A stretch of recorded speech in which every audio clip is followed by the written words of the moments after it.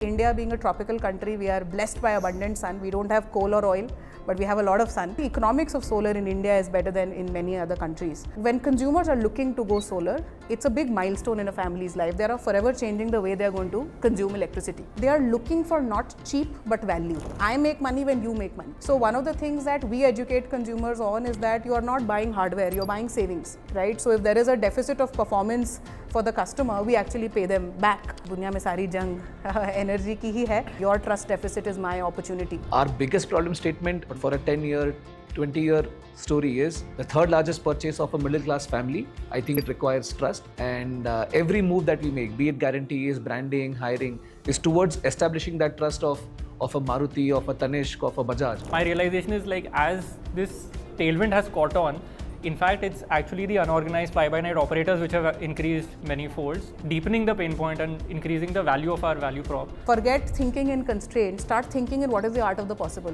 How much more can you do? How much more can you go? It is still day one. Till day one. Still day one.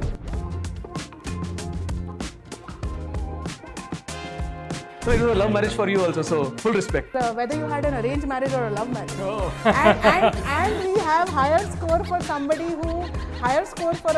guy who really chased a girl. I passed through. Hello everyone, welcome to our podcast which we are today shooting at SolarSquare's Experience Centre in Pune along with Shreya and Neeraj, who are the founders of SolarSquare. We had done a similar podcast 2 years back when this market was in its infancy. And the intent in the podcast there was to understand more about product market fit and the journey founders take to navigate through the trenches of PMF. The intent for this podcast is to understand their scale-up journey as they've now crossed over $100 million in revenue and cemented their position as India's leading consumer residential solar brand. As Neeraj says, it is still day one, and the intent would be to understand learnings from their journey.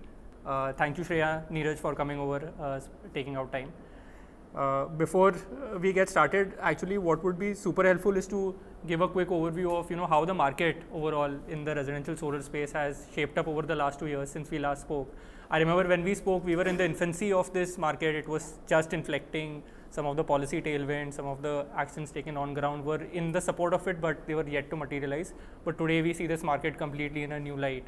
So would love to get a quick overview of how things have shaped up since then. No, absolutely. I'll take that question. Thank you for having us here again, Manish. A lot has happened in the last 2 years since we shot the last podcast.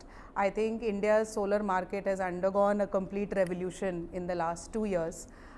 We have become the world's fastest growing residential solar market as a country. We now have over 3 million homes powered by solar in the country. I think there are only a handful of countries in the world that have more than 3 million homes powered by solar. Of course, for in India's population context, 3 million is still nothing.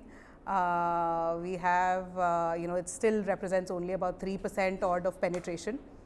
So there is still massive headroom for growth in this category. So while we are the world's fastest, we are still one of the lowly penetrated countries. So there is massive more adoption that is yet to happen in this category. But as this category has evolved, I think a lot of things have changed. Consumer awareness levels have definitely changed. I think 4 years, 5 years back when we started this business, people were still trying to understand solar from a theoretical concept. They had read about it, they knew solar लगाने से फायदा होता है, बिजली बना सकते हैं, but they didn't exactly understand the economics, the benefits, or if it is a mass product that they could adopt. I think from then to today, I would say India has gone from solar unaware to now fairly solar curious.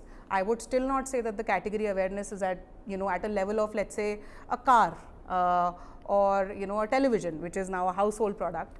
I think solar is yet to become a completely household product, but it's definitely getting there and getting there very, very fast.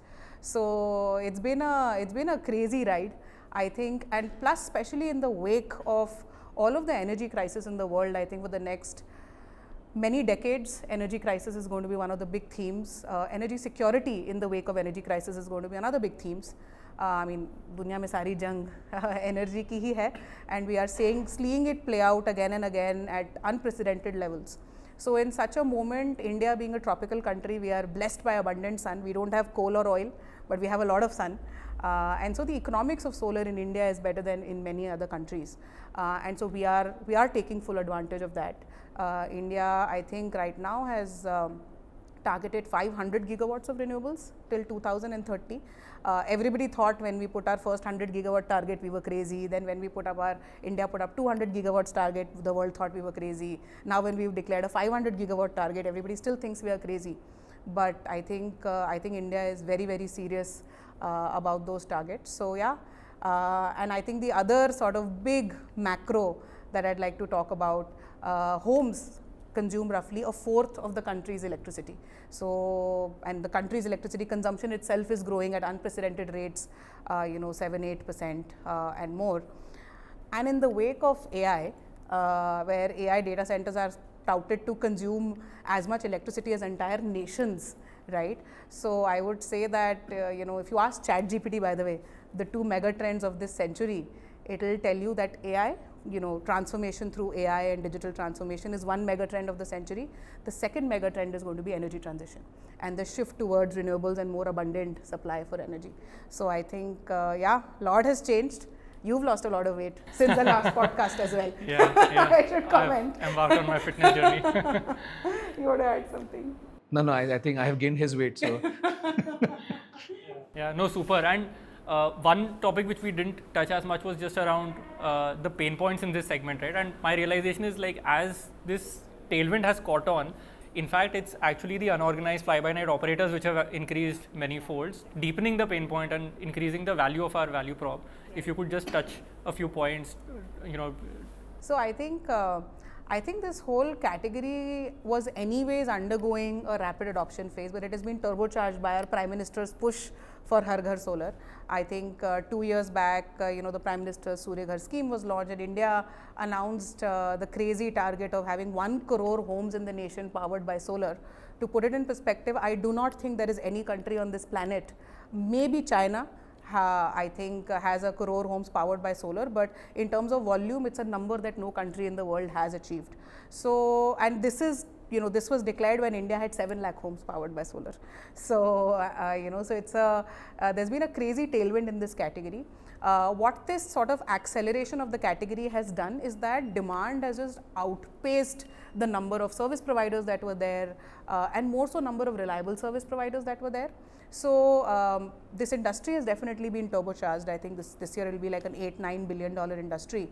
But there is, when consumers are looking to go solar, it's a big milestone in a family's life. They are forever changing the way they are going to consume electricity, right? And they are choosing to power their home with solar. They are looking for not cheap but value, number one. So value really matters. A lot of consumers, like I said, are still solar curious, not fully solar aware. So there is a little bit of education that has been involved. I think that is definitely there, that the awareness on quality of solar, risks, what to look for when buying solar. I think people are still not as aware, but I think definitely that is also our opportunity, right? I think, there's a great line that your trust deficit is my opportunity, right? So if there is a trust deficit that somebody is leaving in the market, that is where, that is our opportunity to come in and innovate. So one of the biggest problems with this being a highly unorganized market and a misunderstood market, where awareness levels are not high, every family is a first time buyer, the life of a solar plant is 25 years. If you solarize your home for 2 decades, you've switched to solar. The problems only arise in year 2 or year 3.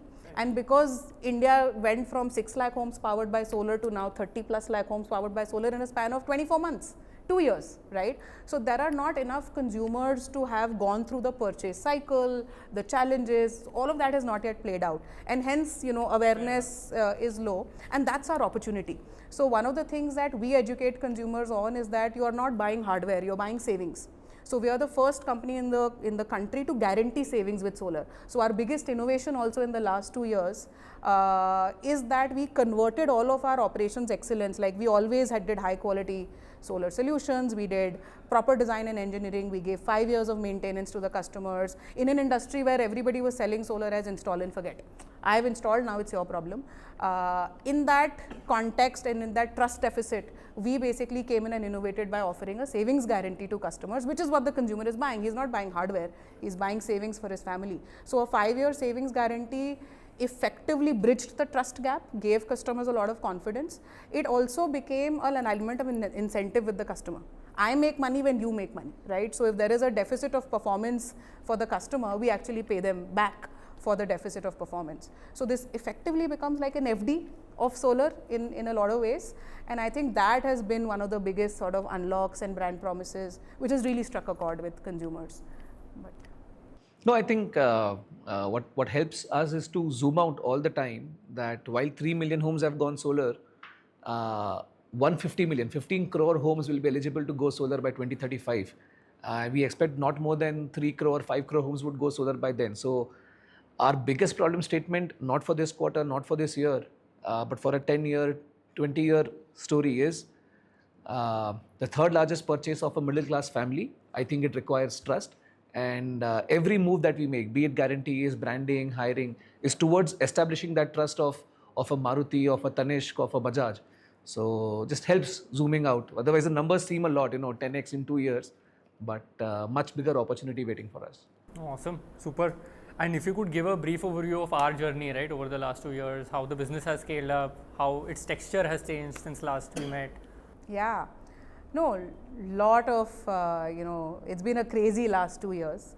I think when we 2 years back, I think whatever we had said we will do in 5 years, or I think whatever you thought we would do in 5 years when you invested in us, I think we are almost, 3 years in, we are already crossing that mark. I think in the last 3 years, every year we have grown more than the previous year at a larger base, right? Which itself is so telling. I think from a business texture perspective, we have definitely become a lot more systems driven company from a culture driven company only. I think culture is still there and very, very important. But as you scale, just intelligent system design, I think has been one of the big things, big themes for us. I think that has definitely changed. I think in most industries, you are growing much faster than the market. In our industry, even keeping pace with the market is an achievement, right? Because it's just, human brain can think linear. Thinking on logarithmic scales is very tough. Designing, building, making decisions for logarithmic scale is tough. And I think in every startup, founders, leadership teams have to evolve, have to grow. But I think in our context, it was just everything was just turbocharged with the industry growth. And I remember actually when this 1 crore homes and all this was declared, I actually called Nitin Kamath, and I had told him that I don't think anybody I know has actually seen an industry that inflected at that pace and knows how to ride that opportunity and what to do in that moment. But he had seen it. This is when the dematerialization happened. The online demat account opening happened, and the number of stockbrokers in the country just went on a hockey stick. So it was a little bit like that moment.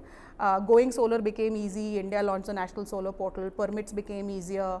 Awareness was turbocharged. Like Modi ji was going on Mann Ki Baat and everywhere and saying Har Ghar Solar and what are the benefits of solar. And influencers started making videos about solar. So I think riding, an opportunity of a lifetime is itself daunting. So when all of this happened, I remember telling our board that we are, cautiously excited, because temporarily, in fact, when the category exploded, our market shares dropped. It took us time to gain back the market shares because just to hire at that pace, to grow at that pace was a challenge. But I think we've become a lot more system driven.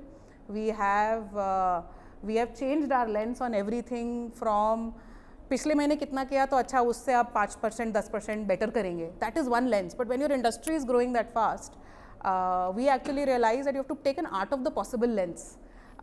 Forget thinking in constraints, start thinking in what is the art of the possible. How much more can you do? How much more can you go? So I think we start applying on every metric. If conversion is X%, if CAC is X rupees, if logistics cost is Y rupees, on everything we now apply an art of the possible lens, which I think for me personally has been a big sort of change in the way we operate and think. And yeah, that shows up in our growth as well. I think most of our growth over the last year has been come without opening any new cities. Yeah. We've just deepened our market share, improved sales productivity. We've deepened into the same cities, right? And this is the year when we add more cities, right? Which is phenomenal. Like it's never heard of in companies at this scale which grow without opening new markets. In fact, interestingly, every time I've raised funding, in our press note, we've said we will use this round of capital to open more cities. But actually, since our Series A, we've hardly opened cities. So, because we just see that whatever growth targets we have, we can beat them in our existing markets. And so we kept choosing to go deep. We should stop taking Shreya at face value now. No, super.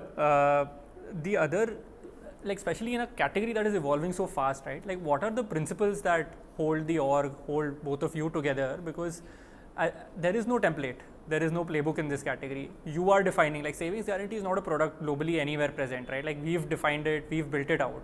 So, what have been principles that have helped you stay true to this category, actually do justice to it, and at the same time stay core to your values? He's the principles guy. Yeah, he has helped us codify a lot of things. But I think two things probably, we could take one each. I think that customer obsession bit, easy to read in theory, very difficult to live in practice. Tough for us also, but I think customer obsession and what helps you deliver on the customer obsession is the culture. So I think these two things have been super key. You can pick one. yeah, no, I think the other one, Manish, as I think one of the questions that we always ask ourselves is, if we were to not be in business tomorrow, will the customer miss us? I think that's always been a very hard lens that we've applied on this consumer or on whatever business we are in. Our right to exist is how badly our customers desire us to be their solar partner, to be their partner that helps them, make this transition, that services them for next many decades. And I think we keep asking ourselves that, as the most hard question, that if the customer wants you, you're not going anywhere.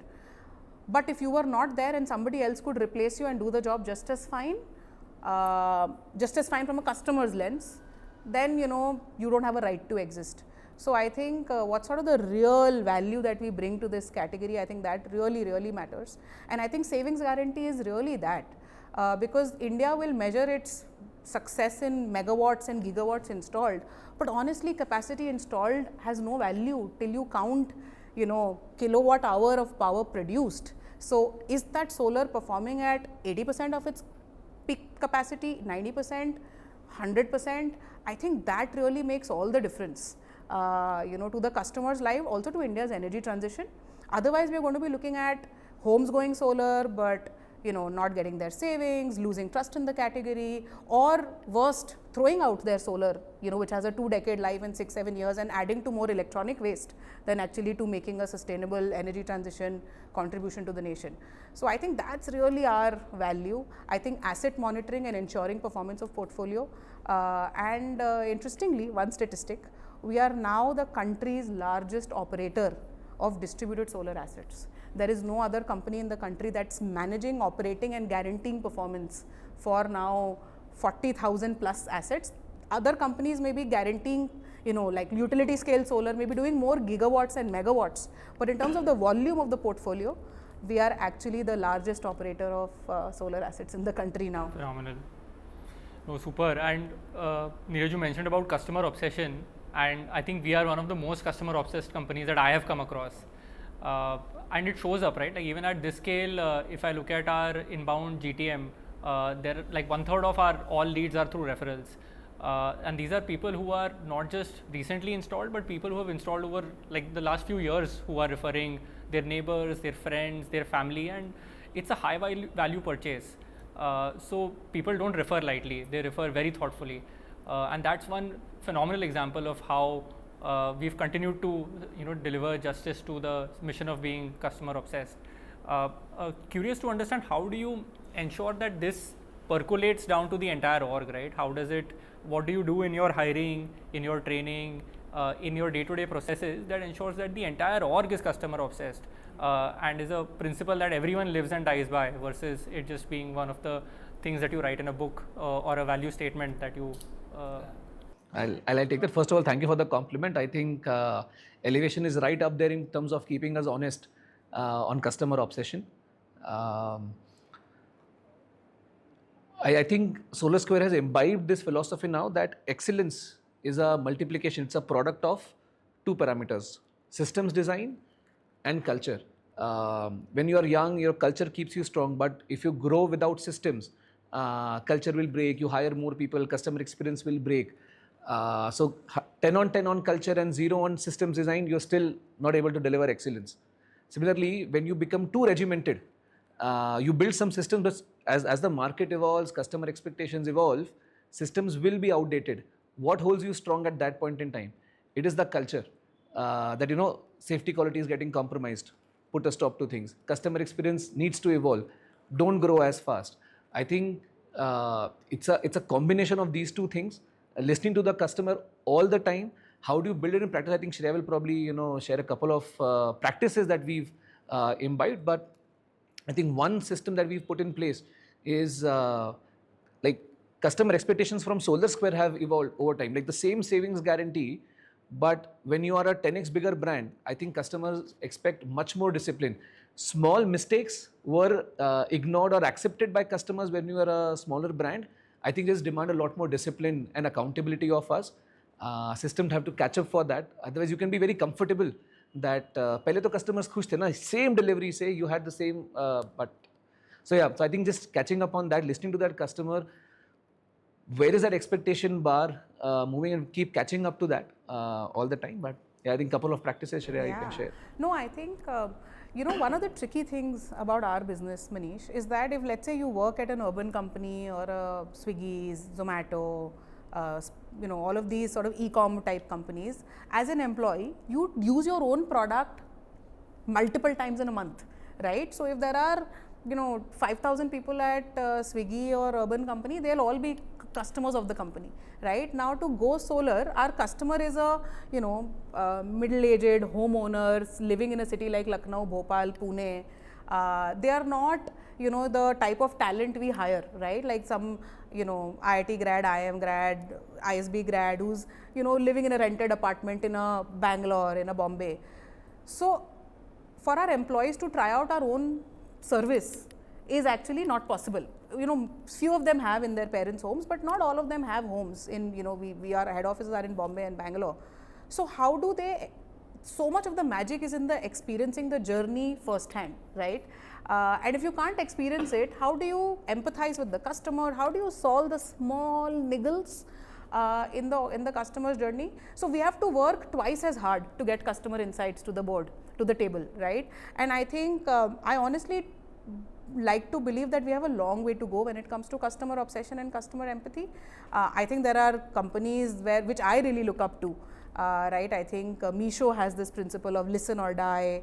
I think Urban Company, we all know, insanely customer obsessed. Spinny, I've heard about. So I think we still have a long All three are elevation portfolio companies, by the way. By the way, yeah. Manish paid us to say that. No, actually he didn't.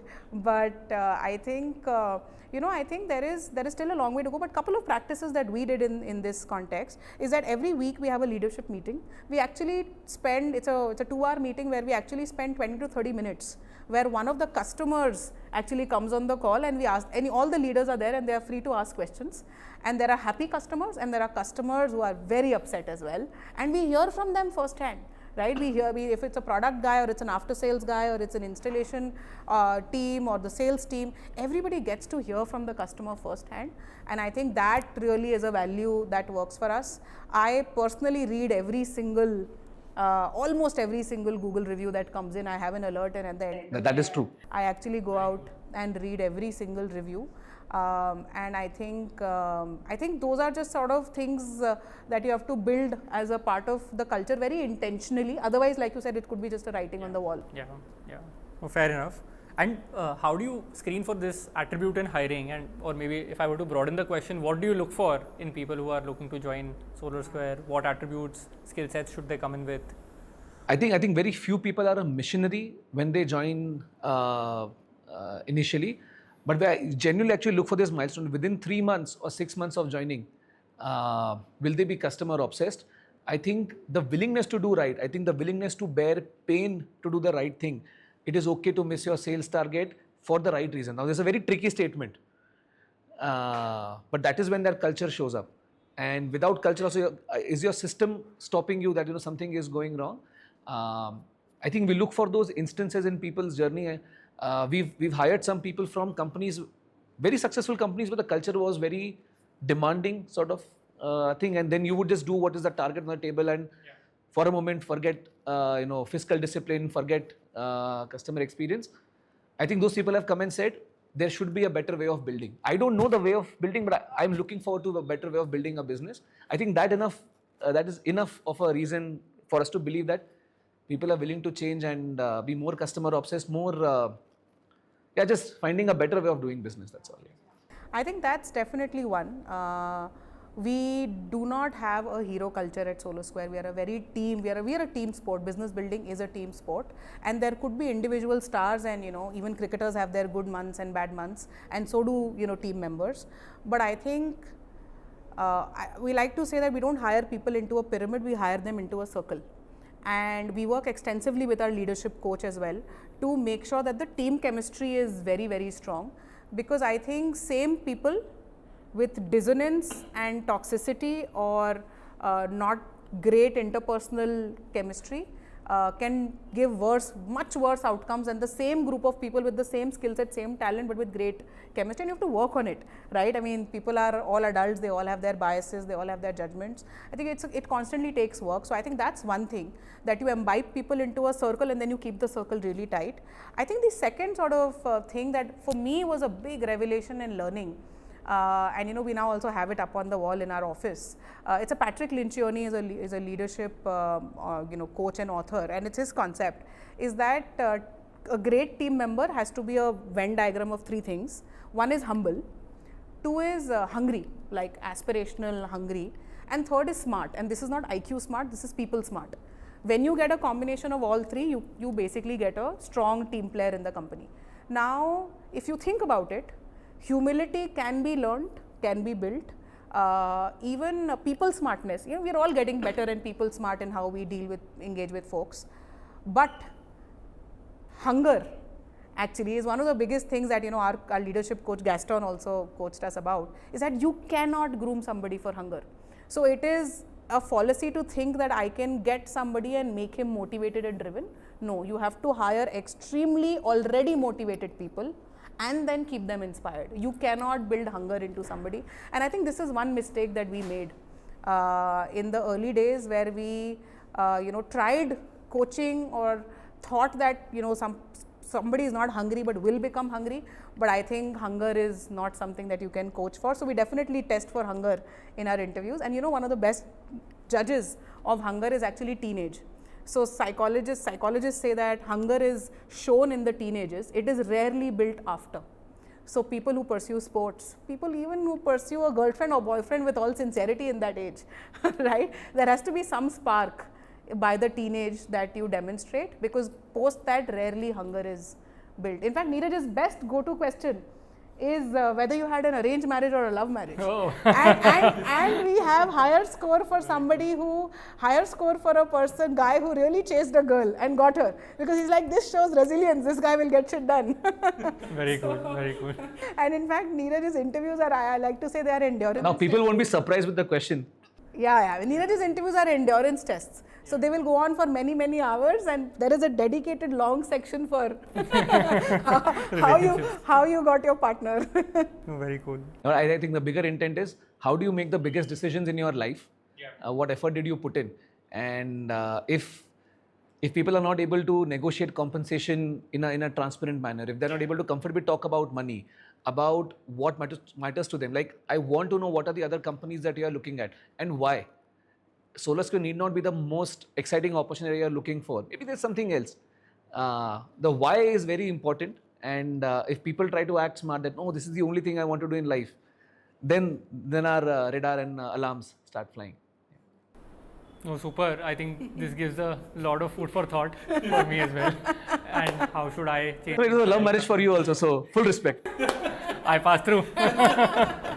That's why we got you guys as investors. Yeah. One of the reference checks we were doing at the back. No, fair enough. So super helpful. I think this gives a lot of learnings for future founders who are navigating their scale-up phase. Would love to change gears and also talk a little bit about systems and processes that help you navigate business complexity. role of tech and product also in navigating business complexity, because from outside in, what I realize is SolarSquare is a deeply complex business, right? It's a difficult to understand asset which has technical selling involved to end customers. Once it is sold, there is permissioning that needs to be done so that you get permissions to go and set up solar. Then the entire installation phase involves multiple moving blocks that need to come together at the customer's site for that site to be installed. And then it's a long-term relationship where you maintain, clean, fix assets, ensure that there is savings guarantee being delivered, right? So it's a deeply complex business where scale only adds to complexity, and being present across multiple cities intensifies it even further, right? So it's almost magic what you guys have been able to do over the last 2 years, and hence would love to go deeper and understand, what have been principles, systems, processes that have helped you deliver it. I think I'd like to start answering that question. We, by the way, learned a lot through the course of the last few years, but I'll tell you, being deeply intellectually honest about our category, I think, was one of the important things. When we started out this business, a lot of people said this is too complex. इसमें venture investment का पैसा नहीं आएगा, इसमें hockey stick growth कैसे आएगी? So do only financing, become a platform. But we were extremely intellectually honest about what the customer needs. The customer needs somebody who gives them the end-to-end service and to ensure his outcome. To do that, I have to own the entire value chain. So our first biggest design choice was that we are a full stack brand. We spoke about it 2 years back also at the podcast. We still continue to be that. And we have always innovated around that hard fact that this is what the customer wants. Now, we will not solve for operations, we will solve for the customer, and then you do whatever it takes to do. I think that's one. The second thing is that there are startups that will grow 3x in 1 year, right? 4x in 1 year. I think what we have been deeply conscious and aware of is that with so many moving parts, I like to say we run an orchestra business. Everything has to come together. The supply chain, the sales, the lead generation, the after sales, etc., right? So there are certain laws of gravity that will apply. If I want to do right by the customer, I have to keep trying to break that law of gravity, but I also cannot.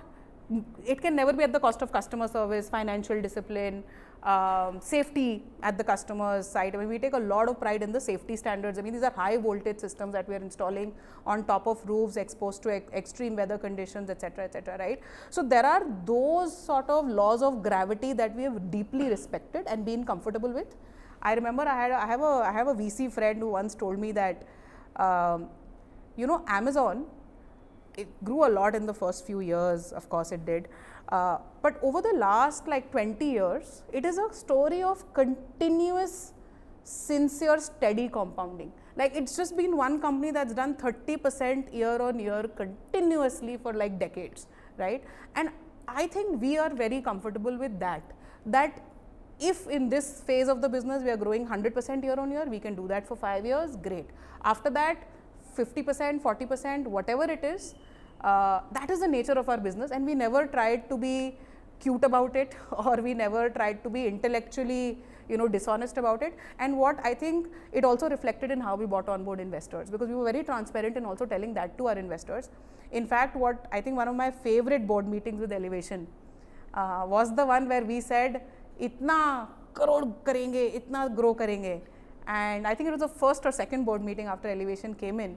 And Mukul, I remember, said, नहीं इतना नहीं करेंगे, इसका आधा भी करेंगे तो चलेगा, but let's work on customer experience, let's work on this, let's work on that.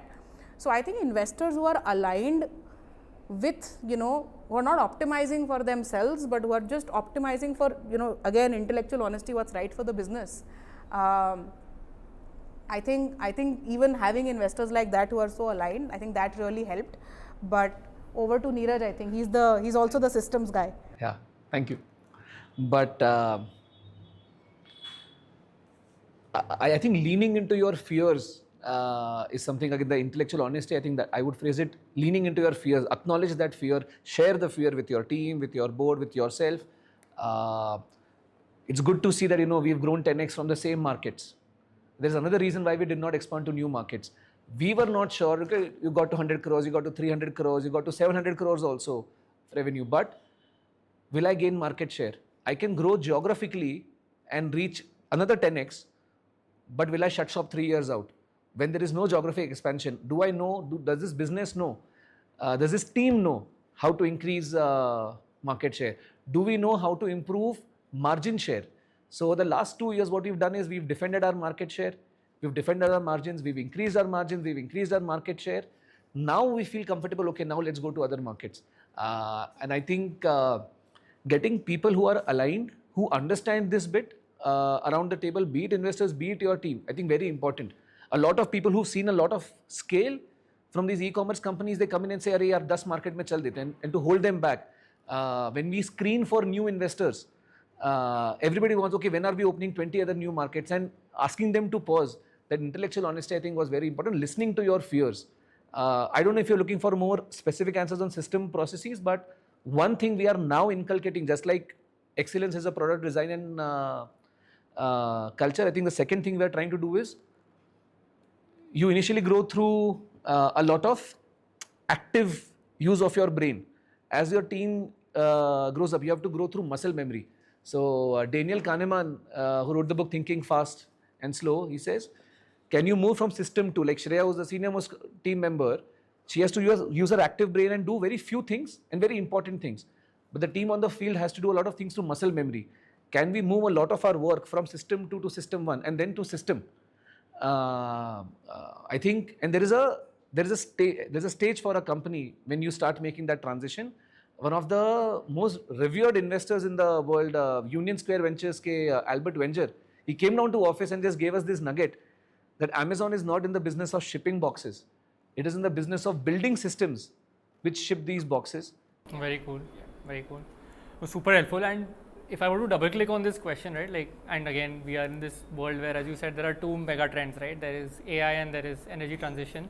What is the role of AI in our business? What is the impact of AI? How do we leverage AI today in our day to day? Yeah, I don't think we are as AI first as I'd like to be. I think we have a lot to learn. So said every founder. I think we have a lot to learn. That world is evolving so fast. But I think it's going to completely change the way we work, we build systems in SolarSquare as well. I think given that this is a long purchase and transaction journey, from the time a family thinks that he's looking to go solar to the time he takes a solar consultation with us or walks into one of these experience centers of SolarSquare or places an order with us or engages with our blog or engages with our website, WhatsApp chatbot, etc. A customer's journey and thinking is evolving and it's difficult to make sense of it manually, right? So it's one of the things where in a long purchase journey cycle business like SolarSquare, there is just so many nuances, insights. Even you can be listening to the customer at every moment, but in silos. The store guy has the insight on what the customer says in the store. The field sales guy has an insight on what the customer says at home. The marketing guy has an insight on what ad do these customers react to, what ad do they not react to. But can you synthesize the insight from this humongous volume of interactions and touch points and data that we have? I think that's one sort of mega use that we are thinking of. I think the other sort of big one, like we said, that we give savings guarantee to the customer. We are able to do that because we have data, real-time data of power being produced at every single home. In fact, here at our experience center, we publish that data. We have a massive control network operation center in our office where, on the screen, there's real-time data that's flashed. We get alerts when there is performance issue at any customer's home. Again, making sense of that data, right? Tens of thousands of homes, millions of units of electricity generated every month, triangulated against आज किधर कितना solar irradiation आया, आज इधर कितना बिजली बनना चाहिए था, इतना क्यों नहीं बना, right? Making sense of that, I think we are also looking to leverage AI on just this asset monitoring tech stack that we have built. It's a first of its kind. We are the only company that gives a performance guarantee to retail customers. We're the only company that needs to build a tech like that. And so we are, looking to leverage AI a lot on this particular part of our business. But I think in the whole energy transition, as this industry evolves and as we evolve, I think AI will play a massive role because right now it's only about how much power is being produced, but soon India is going to have batteries. So what's your consumption pattern? What time of the day you use what appliances? When are you exporting from the grid? When are you importing from the grid? When are you generating power? I think there is a lot of data, machine learning and AI that we will be building. So a call to AI engineers that we are hiring, yeah. Awesome. Perfect. Changing gears, coming to the place where we are, the Experience Center in Pune.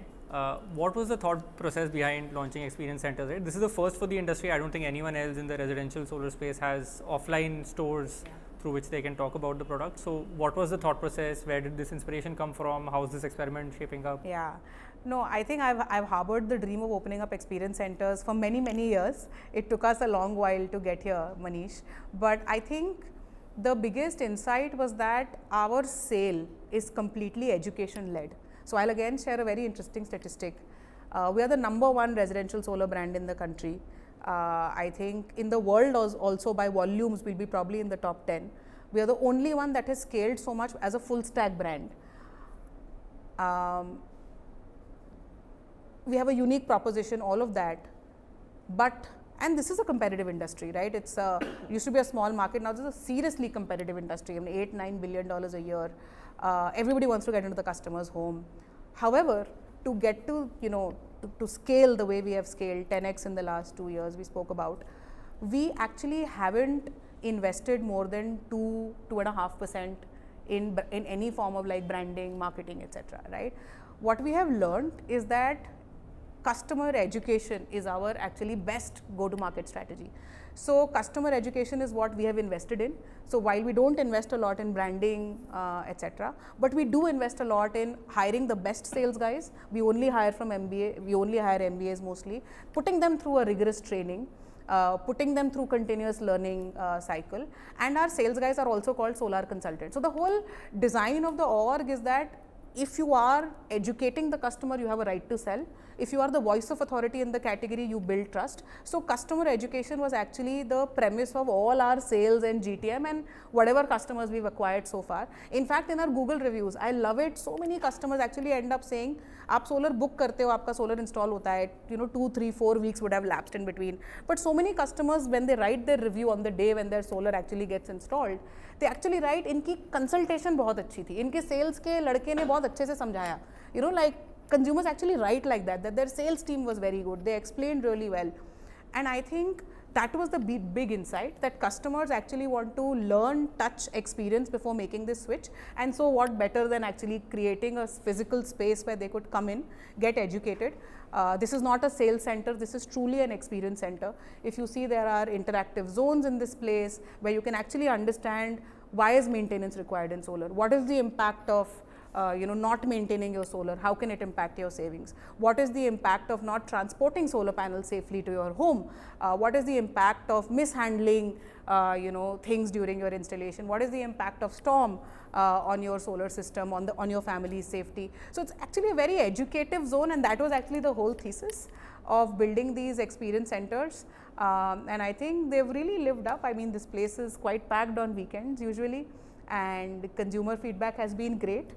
We visited many, sort of a few experience centers that exist in Germany. We visited some EV showrooms as well. But I think in the retail market, I mean, with all humility, I'd like to say that what we built is truly world class. And I think only a few that I saw in China come close, but not anywhere else in the world. So yeah, I think it's also a great sort of trust building point for us, because for many customers, they feel that I'm buying something for 25 years, I'm trusting this company for 25 years, they won't run away. They have this place in a reputed location, they have this experience center, I can walk in anytime. So I think it's also really, I also see this as a brand trust driver. I don't think Shreya wanted a display center for our hardware. She wanted an education center. We call it an experience center, but it's primarily an education center. It's a big purchase, new category. And I think another important call, like, again, there was no playbook to follow. The conviction came from that we are operating in 2 time horizons. It's not just, what is my ROI for this year, but subsidy, no subsidy, do I want to be in this market, in this business, in this city till 2030, 2035, 40. Then the customer needs to know that you are not going away anywhere. And आज तो ये experience store नए हैं, but in 2030 somebody will say, हाँ आपको 5 साल से वो दुकान है ना बानेर में, वाकड़ में, in any city that we sit in. I think that is a compounding effect which we will not know right now. I think that required conviction. Like it is costly to build these centers and run them if you have a very short time horizon, and you have to have that belief also that the market will be there and we will be there and the customers will appreciate it. Yeah, no, phenomenal. Actually, like if you think about it intuitively, for any high value asset purchase, there has always been an offline footprint which customers have had, right? Whether it's a car, it's even for like property, or if you're buying a property, like your real estate agents have offices that they take you to, right? Which instills trust. And it's just surprising that no one else has thought of this industry in this manner. And Oh, it's expensive, that's why. But no, phenomenal. I think the Experience Center definitely shows our product in action. It shows how our structures are fundamentally different from anyone else in the market. It also has a good space where you can sit, learn more about solar. Because every company can build brochures, every company can build videos, claim that you are the best, your product is guaranteed. I think without experiencing it, there is a disbelief in the customer. I think this is where it helps. Super helpful. I think it's been very insightful understanding how the journey over the last 2 years has panned out, and how we have grown multifold as an org over the last few years. As we now look at our next 5 to 7 journey, where do you see SolarSquare? What all businesses will we be in? How would that business look like? What would our scale and presence look like? I first want to ask you, how has your thesis evolved over the last few years as you've seen this business evolve? No, absolutely, Shreya. So when we had invested, we had not even in our best case thought that the market would inflect at this velocity. And the fact that this market has inflected and we have continued to stay at par and even actually overachieve against the market is something that we had not dreamt of. So this has been a phenomenal learning experience as an investor for me personally as well. I think over the last few years, seeing this market inflect, what we have now realized is that solar is the way to go for future. I think at asset or grid level, changing to solar is non-trivial, and the only way for our country to achieve energy independence is to continue to promote mass scale solar adoption at the residential level. And there, actually building a full stack brand is non-trivial. Like as I said, it's a very complex business, and today we have built that system, that engine that helps us achieve it, and I believe we will continue to compound over the next decade. What I also realize now as an investor is that what we've built in terms of capability is this strong pipe, that educates customers on a complex asset, helps them navigate the entire journey, creates an operating experience that installs, and then has an operating life that delivers, right? So I feel like this pipe, today we are more around installation, but over time we will go into other parts of this pipe, and we won't be a residential solar installation company anymore, but we'll be like a residential solar life cycle company over time, which I think unlocks many more opportunities for us as a business, right? And this core pipe that we've created now can also move across other asset types. We've again talked about globally the residential solar companies going into batteries, into other forms of energy appliances, right? And I believe those are other opportunities that unlock for us, right? So ultimately we become like a home energy brand, which is the vision that you had started out with. And as an investor, I can see that vision coming more and more true over time, right? So I feel like our most exciting phase lies ahead of us, and the last 2 years was a trailer for it. So I think you should give the more descriptive answer, but I have a one line for this. Both Shreya and I keep talking about this. So when the Michelin brothers started Michelin tires 150 years back, they said everything for tires and tires for everything. And I think this still holds true for them. We're still trying to find our sweet spot here, but everything for home energy and every service for every energy for the home. I think this is the goalpost. So it's, but if you want to build on that. No, absolutely. I think being sort of the overall in the next 5 years evolving from solar to an overall home energy brand for the consumer, I think that's always been the goal. I think energy transition is such a massive category, and it's still playing out, by the way, right? Somebody said that this is the most complicated coordination problem of our generation, There is a homeowner who used to be a consumer of power, who's become a producer of power. There is a grid who was buying power from, Discom, who was buying power from power plants and selling it to the consumer. Now it's receiving power from the consumer, who's also become a producer. There is a solar company in between. There is a government, because electricity is a vote matter, right? Free power, all elections, so many elections in India have been lost and won on free power. So I think this is all also like relevant from a politics perspective, right? Clean air, I think with the situation in Delhi, elections will be won and lost also on, clean air, climate goals. I mean, we saw that, some of that I think already play out in Australia. But I think, so overall, I think evolving with this category is going to be continuously like iterating on how we build the business. I think the biggest mistake that we could make is not evolve as fast with the category or be too hung up. For example, when we started out, we were a B2B solar company, but when we discovered residential solar, it was one of the business verticals, which eventually is now the whole business, and we've completely pivoted to residential solar. So saying no to something for the price of focus, very important. Staying relevant as this category evolves, extremely important. In fact, being a thought leader, even having a view on how is the policy to be shaped, how is the policy for the country going to evolve. I think there is a role that we can play, in all of that.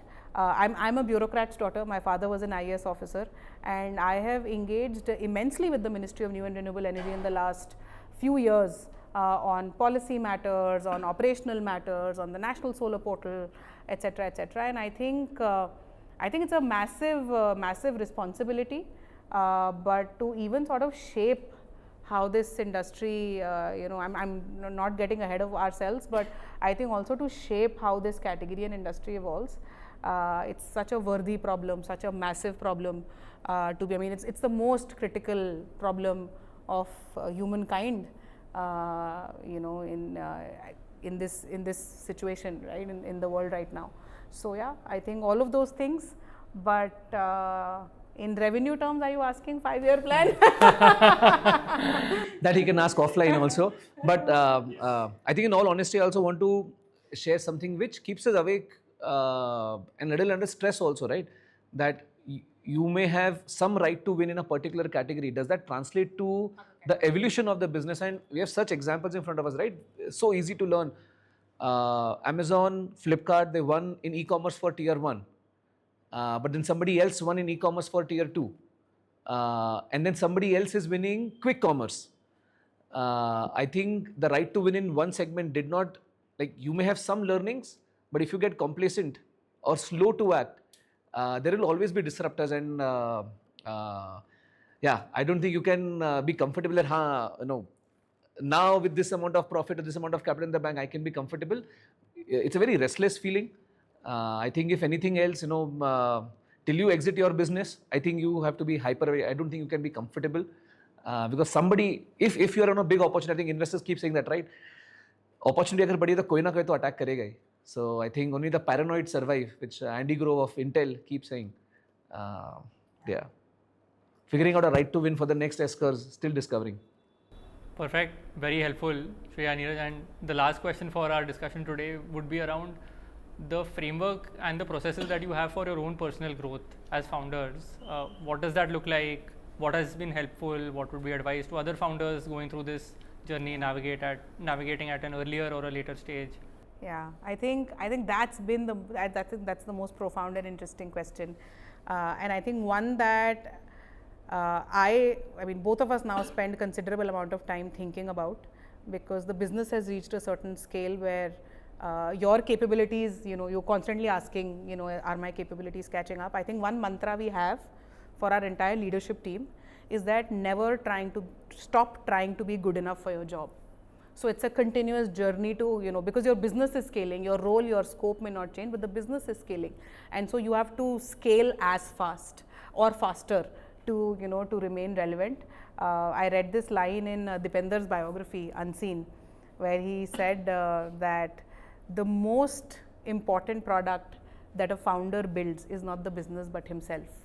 And I thought that line was everything, because I think in most categories, if I just step back and just look at several businesses, I think the company's growth has been a reflection of the founder and the leadership team's growth. And I think at some point it's growth on your capabilities, but also it's growth on your size of ambition. I think even, I mean, as middle class kids, I used to think कि यार मतलब 100 करोड़ पर साल का धंधा बना लिया तो my God, like I would have arrived in life, right? But now, you know, as business scales, even your, I think, size of ambition and aspiration, and we have great examples in front of us, right? Like founders who were hungry, aspirational, who ventured in and took difficult bets, even as their companies were scaled. I think so. There is a lot to say even about founder growth on aspiration front, not just on capability front. So yeah, I think our frameworks are just this, right? Never stop trying to be good enough for the job that you have. Read a lot, listen to a lot of podcasts. We actively work with leadership coaches, and yeah, it's none of that is still enough. I think I have a slightly different fuel. I'm very raw, more passion driven than just target driven. I think that is what helps me probably. I want to be relevant for this business for the next 10, 20, 30, 40 years. And I think that paranoia or that need to be here just makes it very clear there's so many things to evolve on. But and surrounding us with people who will tell you the truth to your face. It is not easy to hear that. It is not easy to work on it. I think very easy to be defensive. But again, when you step back, that for my own evolution, I think we've had many conversations, Manish, right, on that, and taking in your stride and evolving, trying at least, is yeah, just if and especially because I think you had asked someplace that any input for climate tech founders, right? It's very painful. Opportunities are not that lucrative. I think you don't have venture capital for the time horizons that you need to build a climate tech business. I think your fuel has to be beyond not money, but I think beyond the reasonable time frame. You have to be very unreasonable with yourself, with your expectations also. So yeah. Super, Shreya, Neeraj, thank you. This was super insightful. I end up walking away with a lot of learnings myself. I hope our viewers would also feel the same. Thank you for taking out time, and we'll come back for the next iteration soon enough. It is still day one. Till day one. It's still day one. Awesome. Thank you.